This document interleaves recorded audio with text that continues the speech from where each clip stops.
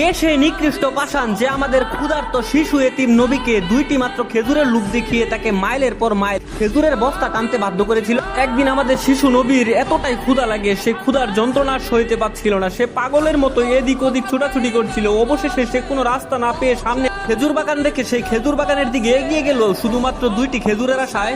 যখন আমাদের এতিম শিশু নবী ক্ষুধার করুণ যন্ত্রণা সইতে না পেরে আবু জাহেলের কাছে দুইটি খেজুর চাইলো, তখন আবু জাহেল বলল, তুমি যদি এই বস্তা আমার বাসায় নিয়ে যেতে পারো তাহলে তোমাকে দুইটা খেজুর দেওয়া হবে। তখন এতিম ক্ষুধার্ত শিশু নবী কোনো রাস্তা না পেয়ে সেই বোঝা নিয়ে যেতে সে রাজি হয়। খেজুরের বস্তাটি এতটাই ভারী ছিল যে একটি প্রাপ্তবয়স্ক মানুষ নিয়ে যেতেও তা অনেক কষ্ট হবে। সেই ভারী বস্তাটিকে দিয়ে নবী সাল্লাল্লাহু আলাইহি সাল্লামকে মরুভূমির উত্তপ্ত বালির পথ দিয়ে হেঁটে নিয়ে যাওয়া হয়েছিল। মরুভূমির উত্তপ্ত বালি এবং রোদে নবী সাল্লাল্লাহু আলাইহি সাল্লামের মাথার গাম পায়ে পড়তে শুরু করলো এবং তৃষ্ণায় তার বুক ফেটে যাচ্ছিল। তবু এই পাষাণের বুকে একটুও দয়া হয়নি। সে পাশ থেকে